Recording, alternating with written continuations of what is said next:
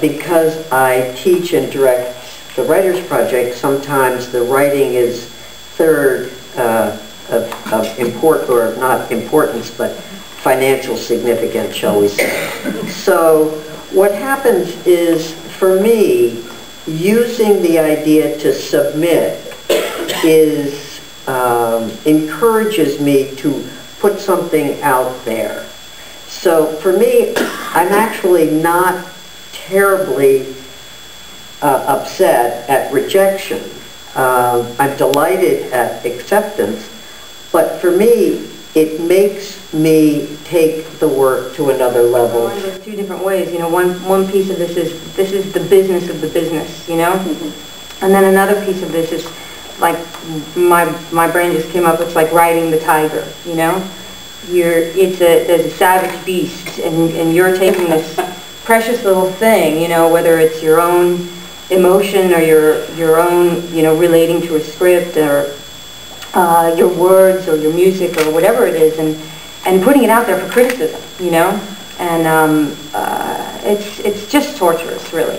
We're all masochists, basically. I'm in uncharted territory with my present occupation, because a show like Phantom of the Opera is the closest thing a musician can find to like an annuity.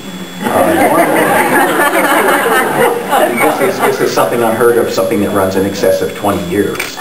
But unlike, I think one of my least favorite things is being at auditions, like what Katie would have to go through or something, because my heart always goes out to the actor, because the thick skin required and the amount of rejection and the sheer numbers that you see, and you are competing for sometimes one position, it's frightening. I always find that, you know, as fortunate as I am now to have that kind of steady security, it affords me such freedom to pursue all the beautiful things that I love in music.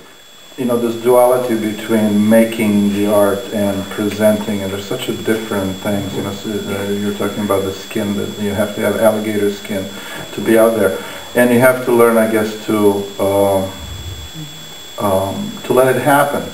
And it's not only hard enough to do a body of work in whatever that field is, but then also to send it out there. It's almost like, you know, you're in the business of selling eggs, and you've got to make sure that those eggs are getting there intact, and nobody's going to throw them back at you. And most of the time, they will throw them back at you.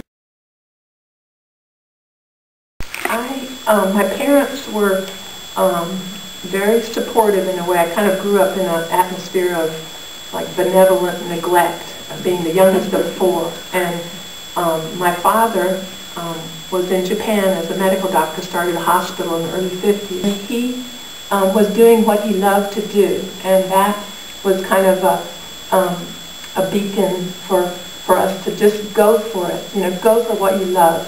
And my mother, she had a very highly developed aesthetic sense of Japanese antiques, and she collected it, you know, through junk stores and pull out these beautiful, like museum quality pottery or woodwork, and so we grew up with this surrounding us. I mean, I could definitely talk about my mom, for sure.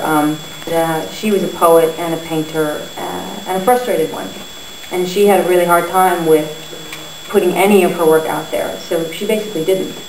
And I was always just like, put your work out, put your work out, put your work out, you're so good, you're so good. And she just had to take another class, she had to take another, you know, get another accreditation. Nobody's going to listen to me because I'm, you know, 40-something years old, nobody's going to, you know, pay attention to me. And it drove me to sort of say, you can do it. My mother painted as well, and I think she started once I was maybe in 7 or 8 years old, self-taught. And this was in the 50s, and she did landscapes. And then in my house I have this incredible, similar to a Jackson Pollock, where she was experimenting, and then a Cubist painting. So I always saw her doing what she wanted to do. she told me that she wrote poetry, but that my father burned it all. So that was a different kind of inspiration. I find my biggest challenge is keep retaining an amateur spirit about myself. By that I mean the meaning of the word amateur is derived from the word to love, one who loves. And it's why I think my favorite thing I do, and what it is probably my most passionate thing right now, is working with my all-amateur church choir. Because they're only there for one reason, and that is out of love. Waking up in the morning and going to bed at night and doing what you love in between. That's a measure of success for me.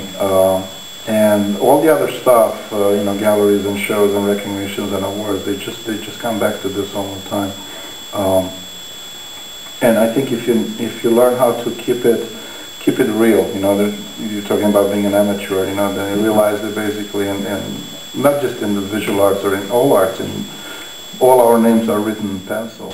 I come from the 1950s, from the Beat generation, and it was all about being in the moment and being spontaneous and taking risks and enjoying the process, and if anything, saying what the hell with, whatever the critics were going to say. It was about enjoying it, and that quote, that rejection of acceptance and rejection attitude.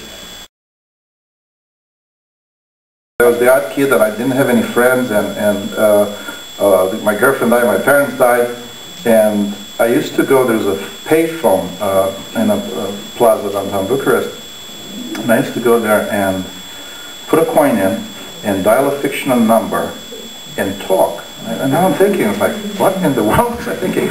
There was nobody nobody I would talk to, but I would just talk because other people were talking around me, and I felt connected, and I felt like I can keep going.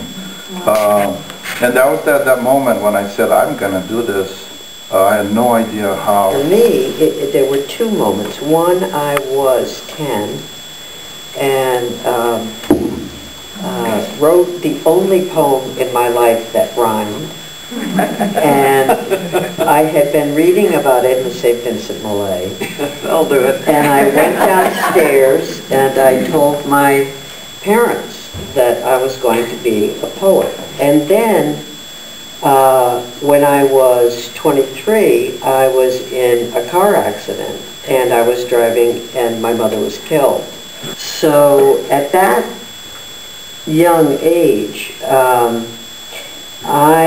I realized that that was the moment I was tending my spirit. Either or everything was going to change one way or another.